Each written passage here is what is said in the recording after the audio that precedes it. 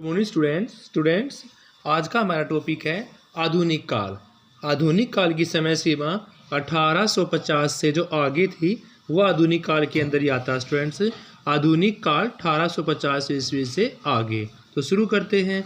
सबसे पहले आधुनिक काल के नामकरण के बारे में पढ़ते हैं कि इनका नामकरण क्या क्या था, किस किस ने दिया।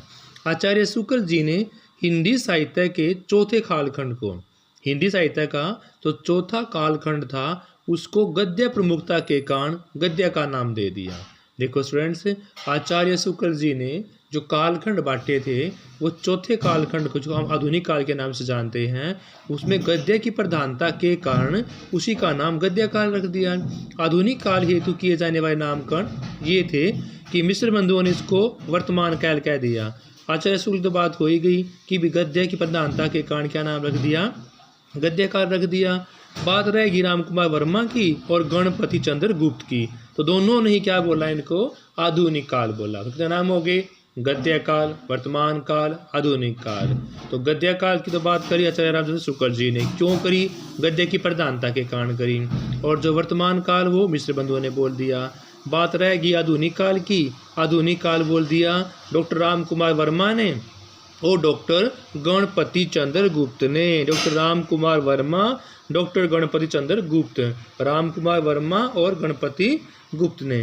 तो देखो स्टूडेंट्स, आचार्य शुक्ल के लिए जो नाम था वो गद्य काल से केवल गद्य साहित्य की प्रधानता परिलक्षित होती है, जिसमें पद्य को तो अनदेखा कर रखा है, क्योंकि गद्य की ज़्यादा अधिकता होने के कारण ही शुक्ल जी ने आधुनिक काल का नाम गद्य काल रखा, तो पद्य की अनदेखी कर दी। इस काल को आधुनिक काल कहना अधिक संगत है। इस नामकरण से गद्य पद्य का समावेश होता है, क्योंकि आधुनिक युग बोलना इसमें पद्य की अनदेखी नहीं करी जाएगी, क्योंकि इसमें गद्य और पद्य दोनों का समावेश के साथ साथ आधुनिक युग बोध का वर्णन भी किया गया है। समय सीमा की बात करते हैं तो भाई शुक्ल जी ने इसकी समय सीमा 1900 से 1980 तक, 1900 से 1980 विक्रमी संवत यानी 1843 से 1923। अगर हम विक्रमी संवत की बात करते हैं तो 1900 से 1980, 1900 से 1980। अगर हम बात करते हैं ईस्वी की तो 1843 से 1923। मोटे मोटे तौर पर 1850 से अब तक आधुनिक काल ही चल रहा है। 1843 ईस्वी से कब तक, 1923 ईस्वी तक, 1843 से 1923 ईस्वी तक। और बात करते हैं विक्रम संवत की तो 1900 से 1980। स्टूडेंट्स, हिंदी गद्य काल का उद्भव और उसके विकास के बारे में भी जान लेते हैं। तो आचार्य शुक्ल के अनुसार वल्लभाचार्य जी के पुत्र का नाम क्या था, विट्ठल दास। आचार्य शुक्ल जी के अनुसार वल्लभाचार्य जी के पुत्र का नाम विट्ठल दास जी ने श्रृंगार रस मंडल नामक के ग्रंथ ब्रज भाषा में लिखा था, जिसकी भाषा अस्त व्यस्त थी। क्या बात कही, आचार्य शुक्ल के अनुसार वल्लभाचार्य का पुत्र था विट्ठल दास। उन्होंने श्रृंगार रस मंडल नामक के ग्रंथ लिखा, और कौन सी भाषा में लिखा हुआ है, ब्रज भाषा में लिखा, जिसकी भाषा कैसी थी, अस्त और व्यस्त थी। यहाँ से आपके 2-3 क्वेश्चन हो जाते हैं कि आचार्य शुक्ल जी के अनुसार वल्लभाचार्य का पुत्र कौन था, भाई विट्ठल दास था। उन्होंने किस ग्रंथ रचना करी थी, श्रृंगार रस मंडल की। किस भाषा में की थी, ब्रज भाषा में की थी, उसकी भाषा अस्त व्यस्त थी। फिर है इसके बाद वार्ता साहित्य की रचना गद्य में हुई थी, यानी कि श्रृंगार रस मंडल ग्रंथ के बाद, ये तो आपकी किस में हुई, ब्रज भाषा में। उसके बाद वार्ता साहित्य की रचना गद्य में हुई। अनेक ग्रंथ गद्य में रचित थे, परंतु 2 ग्रंथ प्रमुख थे, उनमें से 84 वैष्णव की वार्ता, क्योंकि वार्ता साहित्य आ चुका था, और 252 वैष्णव की वार्ता, 84 और 252। दोनों ग्रंथों के रचयिता गोसाई गोकुलनाथ के, जो विट्ठल दास के पुत्र, वल्लभाचार्य के पुत्र। देखो स्टूडेंट्स, वल्लभाचार्य के पुत्र कौन थे, विट्ठल दास। उनके पुत्र कौन थे, गोसाई गोकुलनाथ। इसीलिए तीनों पीढ़ियों के अकॉर्डिंग वल्लभाचार्य के बाद विट्ठल दास, जिन्होंने श्रृंगार रस मंडल की रचना करी, और विट्ठल दास के बाद गोकुलनाथ ने किसकी, 252 वैष्णव की वार्ता, और किसकी, 84 वैष्णव की वार्ता। किसने, गोकुलनाथ ने। किसने, गोकुलनाथ ने। गोकुलनाथ वल्लभाचार्य का तो क्या था? पुत्र, और विठल दास का पुत्र था। तो स्टूडेंट 84 वैष्णव की वार्ता में वल्लभाचार्य के शिष्यों का, किसका? वल्लभाचार्य के शिष्यों का जीवन वृत्त है। किसमें? 84 वैष्णव की वार्ता में। और 252 वैष्णव की वार्ता में विठल दास का, यानी एक में उसके दादा का और एक में उसके पिता का। 84 वैष्णव की वार्ता में तो वल्लभाचार्य का है, और उसके पुत्र कौन थे? वल्लभाचार्य के विठल दास। तो विठल दास का 252 वैष्णव की वार्ता में है। तो वल्लभ संप्रदाय की वार्ता सहित श्री कृष्ण भट्ट, कल्याण भट्ट व हरि राय ने लिपिबद्ध किया। वल्लभ संप्रदाय का जो वार्ता साहित्य था, श्री कृष्ण भट्ट ने, कल्याण भट्ट ने व हरि राय ने, श्री कृष्ण भट्ट ने, कल्याण भट्ट ने व हरि राय ने लिपिबद्ध कर दिया। दोबारा फिर देखते हुए आचार्य शुक्ल के अनुसार वल्लभाचार्य के पुत्र का नाम क्या था? विठल दास। उन्होंने श्रृंगार रस मंडल की रचना की, जिसकी भाषा अस्त व्यस्त थी, लेकिन मेन भाषा क्या थी उसकी? ब्रज भाषा थी। इसके बाद वार्ता साहित्य का रचना हुई। अनेक ग्रंथ गद्य में लिखे गए। 2 ग्रंथ प्रमुख थे, 84 वैष्णव की वार्ता, 252 वैष्णव की वार्ता। इन दोनों ग्रंथों के रचयिता गोकुलनाथ वल्लभाचार्य के पौत्र, विठल दास के पुत्र, क्योंकि विठल दास वल्लभाचार्य का पुत्र था और विठल दास का पुत्र कौन था? गोकुलनाथ। और गोकुलनाथ ने 2 रचनाएं की, 84 वैष्णव की वार्ता वल्लभाचार्य के नाम से, 252 वैष्णव की वार्ता विठल दास जी के शिष्यों का जीवनवृत्त था। वल्लभाचार्य संप्रदाय का वार्ता साहित्य श्री कृष्ण भट्ट, कल्याण भट्ट व हरि राय ने उसको लिपिबद्ध कर दिया। स्टूडेंट्स, ब्रज भाषा की रचनाएं देखते हैं। श्रृंगार रस मंडल, देखो आधुनिक काल में भी श्रृंगार रस मंडल जो लिखा गया था विठल दास जी के द्वारा, 16वीं शताब्दी की बात हो रही है। किसकी? 16वीं शताब्दी की बात हो रही है। तो श्रृंगार रस मंडल 16वीं शती में विठल दास के द्वारा लिखा गया। किसमें? ब्रज भाषा में। स्टूडेंट्स, किसमें? ब्रज भाषा में ही लिखा गया था। फिर आगे है 84 वैष्णव की वार्ता, 252 वैष्णव की वार्ता। ये दोनों ही 17वीं शती के उत्तरार्ध में लिखी गई। और 84 वैष्णव की वार्ता किसके द्वारा लिखी गई थी? गोकुलनाथ के द्वारा। 252 वैष्णव की वार्ता भी गोकुलनाथ के द्वारा। दोनों ही 17वीं सदी के उत्तरार्ध में। अष्टयाम किसकी? नाभादास की थी 1603 में। अगहन महामात्य 1627 में बैकुंठ मणि शुक्ल जी की। अगहन महामात्य लिखी गई थी 1627 में बैकुंठ मणि शुक्ल जी के द्वारा। वैशाख महामात्य 1627 में बैकुंठ मणि शुक्ल जी के द्वारा। बेताल पच्चीसी 1710 ईस्वी में सूरती मिश्र लाला जी के द्वारा। आईने अकबरी की भाषा वचनिका, आईने अकबरी की भाषा वचनिका 1795 ईस्वी में हीरालाल जी के द्वारा। नासिक हेतोपाख्यान 1800 ईस्वी में सदल मिश्र जी के द्वारा। रामचंद्रिका की टीका कब? 1817 में जानकी प्रसाद जी के द्वारा लिखा गया। स्टूडेंट्स, दोबारा देखते हैं एक बारी। 84 वैष्णव की वार्ता गोकुलनाथ जी के द्वारा। 252 वैष्णव की वार्ता ये भी गोकुलनाथ जी के द्वारा, और दोनों ही 17वीं शताब्दी के उत्तरार्ध में लिखी गई। अष्टयाम नाभादास की 1603 में। अगहन महामात्य 1627 में बैकुंठ मणि शुक्ल जी की। वैशाख वाली 1627 में बैकुंठ मणि शुक्ल जी, 2 हो गए, वैशाख की और अगहन मास की, बैकुंठ मणि के द्वारा 1627 में। बेताल पच्चीसी 1710 में सूरती मिश्र लाला जी के द्वारा। आईने अकबरी की भाषा वचनिका लिखी गई 1795 में हीरालाल के द्वारा। नासी केतोपाख्यान ब्रज भाषा में ही 1800 में सदल मिश्र के द्वारा। रामचंद्रिका की टीका 1817 में जानकी प्रसाद जी के द्वारा लिखा गया। स्टूडेंट्स, आगे है खड़ी बोली का प्रारंभिक विकास ब्रज भाषा में। आधुनिक काल में देखो ये सारी रचनाएं 16वीं शती में 17वीं शती में ब्रज भाषा में लिखी गई हैं। उसके बाद खड़ी बोली का विकास कुछ कैसे शुरू हुआ। खड़ी बोली गद्य की गंग कवि द्वारा रचित, खड़ी बोली में गंग कवि द्वारा रचित चंद वर्णन की महिमा एक महत्वपूर्ण रचना है। यह अकबर के समय से में रची गई थी। 2 क्वेश्चन हो गए आपके यहाँ से कि खड़ी बोली गद्य की गंग कवि द्वारा रचित चंद वर्णन की महिमा एक महत्वपूर्ण रचना है, अकबर के समय में रची गई थी।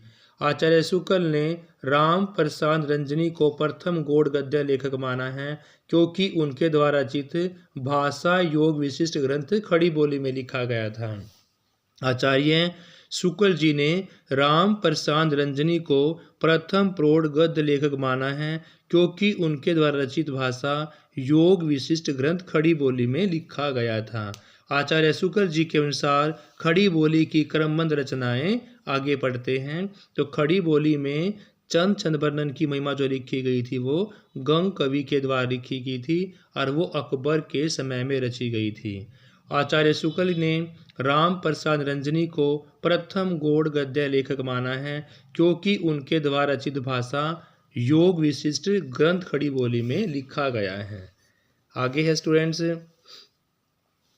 ब्रज भाषा की जो प्रारंभिक रचनाएं थी गद्य में वो चंद वर्ण की महिमा गंग कवि के द्वारा लिखी गई 16वीं शताब्दी में अकबर के समय में। भाषा योग वशिष्ठ की बात करते हैं राम प्रसाद निरंजनी ने 1741 में। किसकी? भाषा योग वशिष्ठ राम प्रसाद निरंजनी जी 1741। पद्म पुराण का भाषानुवाद पंडित दौलतराम के द्वारा लिखा गया 1766 के अंदर। प्रेम सागर 1800 के अंदर लल्लूलाल के द्वारा। फिर है नासिकेतोपाख्यान लिखा गया था सदल मिश्र 1800 में। रानी केतकी की कहानी भी कब लिखी गई? 1800 में ही इंसा अल्लाह खां के द्वारा। ये ब्रज भाषा गद्य की रचनाएं स्टूडेंट्स सबसे पहली कौन सी है? चंद वर्णन की महिमा गंग कवि के द्वारा है। फिर भाषा योग वशिष्ठ 1741 ईस्वी में राम प्रसाद रंजनी जी के द्वारा। पद्म पुराण का भाषानुवाद 1766 के अंदर पंडित दौलतराम जी का है। प्रेम सागर की बात करते हैं लल्लूलाल का 1800 ईस्वी में। नासिकेतोपाख्यान सदल मिश्र जी का है 1800 में। रानी केतकी की कहानी इंसा अल्लाह का 1800 में। देखो 1800 में आपके 3 हो जाते हैं स्टूडेंट्स। रानी केतकी की कहानी, नासिकेतोपाख्यान, प्रेम सागर, कितने हो गए? 3 हो गए। 1800 में ही प्रेम सागर, नासिकेतोपाख्यान और रानी केतकी की कहानी। फिर है सुख सागर 1818 ईस्वी में स्टूडेंट्स। क्या है? सुख सागर 1818 में सदा सुख लाल नियाजी के द्वारा। सुख सागर लिखा गया 1818 में सदा सुख लाल नियाजी के द्वारा। मंडोवर का वर्णन स्टूडेंट्स, मंडोवर का वर्णन है 1773 से 83। अज्ञात है, इसका पता नहीं लगा रचनाकार किसने की है। मंडोवर का वर्णन 1773 से 83। हिंदी गद्य के सूत्रपात करने वाले 4 लेखक कौन कौन से हैं? हिंदी गद्य का सूत्रपात करने वाले लेखकों में सबसे पहले हैं लल्लूलाल। कौन है स्टूडेंट्स? गद्य में लल्लूलाल आएंगे। फिर आएंगे सदल मिश्र, फिर है मुंशी सदासुल्लाह नियाज और इंसा अल्लाह का। देखो 4 हैं हिंदी गद्य का। हिंदी गद्य का सूत्रपात करने वाले 4 लेखक कौन से हैं? लल्लूलाल हैं, सदल मिश्र जी हैं, मुंशी सदासुल्लाह नियाज है और इंसा अल्लाह का है। तो चारों ने हिंदी गद्य का सूत्रपात करने वाले लेखक हैं। तो एक एक के बारे में पढ़ते हैं। लल्लूलाल की बात करते ही आगरा के ब्राह्मण थे।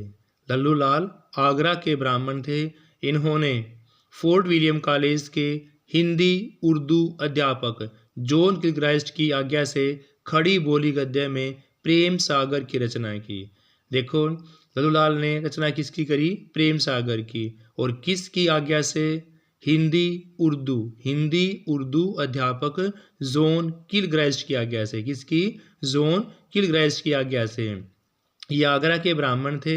इन्होंने फोर्ट विलियम कॉलेज के हिंदी उर्दू अध्यापक जॉन किलक्राइस्ट की आज्ञा से खड़ी बोली गद्य में प्रेम सागर की रचना की। इन्होंने बिहारी सतसई पर लाल चंद्रिका नामक टीका भी लिखा है। किन्होंने? लल्लू लाल ने बिहारी सतसई पर लाल चंद्रिका। देखो लैला याद करना है। बिहारी सतसई पर लाल चंद्रिका किसने लिखा? लल्लू लाल ने लिखा। इस प्रकार से याद रखोगे।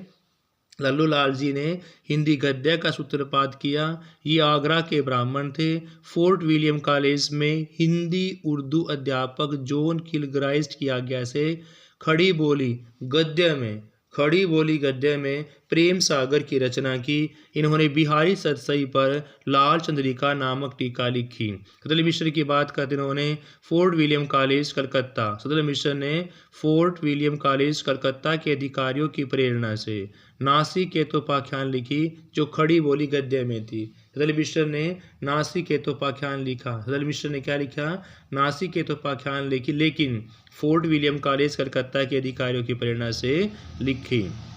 तीसरा है मुंशी रसूललाल नियाज। ये भाषा के मुंशी थे। मुंशी रसूललाल नियाज भाषा के मुंशी थे, दिल्ली के निवासी भी थे। मुंशी रसूललाल नियाज भाषा के मुंशी थे, दिल्ली के निवासी थे। इन्होंने सुख सागर नाम से श्रीमद् भागवत पुराण का अनुवाद खड़ी बोली में किया। इसके नाम से, सुख सागर के नाम से।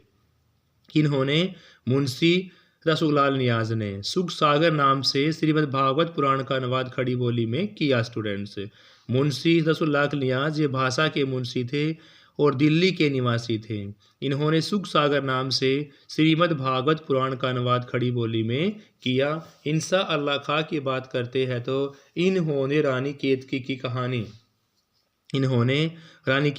कहानी उदयभानचरित में की रचना ठेठ हिंदी में लिखी 1870 में। इंसा अल्लाह खां की बात करते हैं तो रानी केतकी की कहानी उदयभानचरित में रचना किसमें करी? ठेठ हिंदी में। कब करी? 1870 में। इन चारों लेखकों ने भी रचनाएं 1800 ईस्वी के आसपास खड़ी बोली गद्य में की।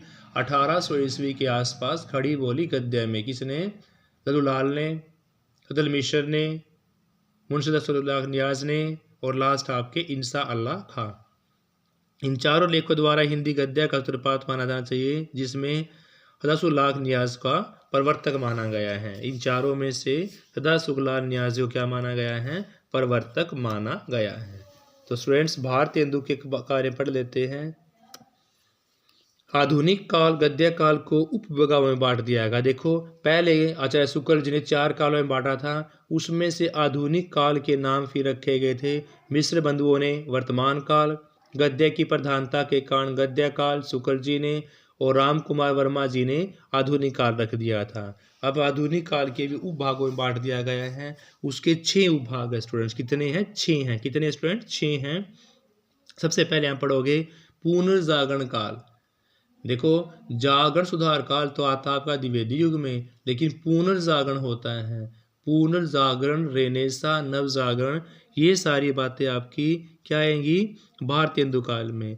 पुनर्जागरण भारतेंदु काल 1857 से 1900। 1857 से 1900 की बात करते हैं तो पुनर्जागरण, इसको हम भारतेंदु युग के नाम से जानते हैं। फिर भारतेंदु के बाद कुछ रूप सुधरा, उससे आगे फिर सुधरा हमारा किसके अंदर? सुधार जागरण काल। देखो, सुधार नाम ही लगा दिया तो रूप यहाँ पर सुधरा है। जो भारतेंदु में कमियां रह गई थी वो द्विवेदी युग में सुधरी। 1900 से 1918 में सुधार जागरण काल नाम रख दिया इसका। फिर आ जाते छायावादी 1918 से 1938। यहाँ पर सिर्फ अहमवादी, रहस्यवादी जो कविताएं थी, आत्म चेतना परक, खुद के जीवन से संबंधित, ये सारी बातें इनकी छायावादियों की थी। फिर प्रगतिवादी आ गए 1938 से 43। यहाँ पर फ्रायडवाद किया, शोषण शोषित का, यानी कि जो आपका उपेक्षित वर्ग होता है और जो जमींदार वर्ग होता है और जो आपका निम्न वर्ग होता है, उसके बारे में यहाँ प्रगतिवादियों में पढ़ा आपने। प्रयोगवादियों में बात करते तो 1943 से 1953 में अज्ञे महाराज आ जाते हैं। अज्ञे जी ने प्रयोगवादी की रचना की थी और यहाँ पर उन्हें अपने 4 तार सप्तकों की रचना करी 1943 में, 1951 में, 1959 में और 1979 में। फिर उसके बाद आता आपका नवलेखन काल 1953 से आगे। स्टूडेंट्स, 1953 से आगे जैसे आपका 1960 में आ जाएंगी साठोत्तरी कविता, समांतर कविता। उसके बाद फिर आपकी आ जाएंगी सक्रिय आंदोलन आ जाएगा, फिर उसके बाद आपका नवलेखन काल। यानी कि स्टूडेंट्स आपके जो 6 उपभाग हैं वो दोबारा दे लेते हैं एक बारी। पुनर्जागरण काल आपका किसका था भाई?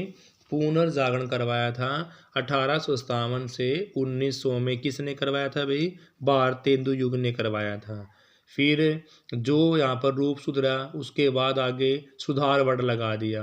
पुनर्जागरण के बाद सुधार जागरण, पुनर्जागरण के बाद सुधार जागरण द्विवेदी युग में है 1900 से 1918।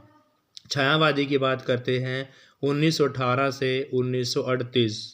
छायावादी के बाद प्रगति 1938 से 1943 के बाद प्रयोग 1943 से 53 तक। फिर 53 के बाद आगे बात करते हैं तो वह नवलेखन काल हो जाता है स्टूडेंट्स। क्या जाता है? नवलेखन काल।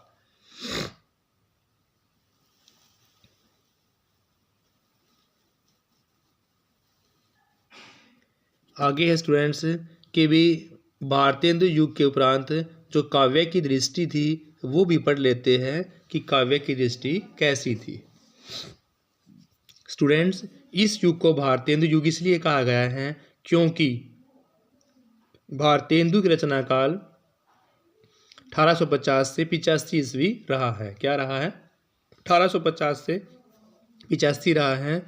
महावीर प्रसाद द्विवेदी ने सरस्वती पत्रिका का संपादन 1903 ईस्वी में संभाला था। यानी सरस्वती पत्रिका का संपादन 1903 ईस्वी में संभाला किसने? सरस्वती ने। और सरस्वती का प्रकाशन ही 1900 ईस्वी माना गया है। सरस्वती पत्रिका का प्रकाशन माना गया है 1900 ईस्वी। और महावीर प्रसाद द्विवेदी जी ने को कब संभाला था? 1903 में। और कब तक? 1920 तक संभाला। देखो रचना मानी गई है, सरस्वती जी का प्रकाशन माना गया है 1900 ईस्वी में शुरू हुआ, लेकिन सरस्वती पत्रिका का संपादन द्विवेदी जी यानी महावीर प्रसाद द्विवेदी जी, किसको? महावीर प्रसाद द्विवेदी ने संभाला 1903 से लेकर 20 तक। 1850 ईस्वी से 1900 ईस्वी तक के समय को भारतेंदु युग कहना तर्कसंगत होगा, क्योंकि 1900 ईस्वी में सरस्वती पत्रिका का प्रकाशन हो चुका था और उससे पहले भारतेंदु युग था 1850 से 1900 तक। भारतेंदु जी को वास्तव में हिंदी गद्य का जनक कहा जा सकता है। भारतेंदु युग को अगर हम सही बात करते हैं तो गद्य का जनक कहा जा सकता है। भारतेंदु जी की भाषा में न तो लल्लू लाल की तरह ब्रज भाषापन था और न ही रसूलाल नियाज की तरह भाषा में पंडिताऊपन था, न तो मिश्र की तरह पूर्वीपन था और न ही राजा प्रसाद का उर्दूपन था। स्टूडेंट्स दोबारा फिर देखते हैं कि भारतेंदु जी को वास्तव में हिंदी गद्य का जनक बोला जाएगा। क्यों बोला जाएगा? क्योंकि भारतेंदु जी की जो भाषा थी उसमें न तो लल्लू लाल की तरह ब्रज भाषापन था, न ही रसूलाल नियाज की तरह भाषा में पंडिताऊपन था और न ही रल मिश्र का पूर्वीपन था और न ही राजा प्रसाद का उर्दूपन था। तो स्टूडेंट्स इसीलिए इनको हिंदी गद्य का जनक माना गया है। Students thank you students.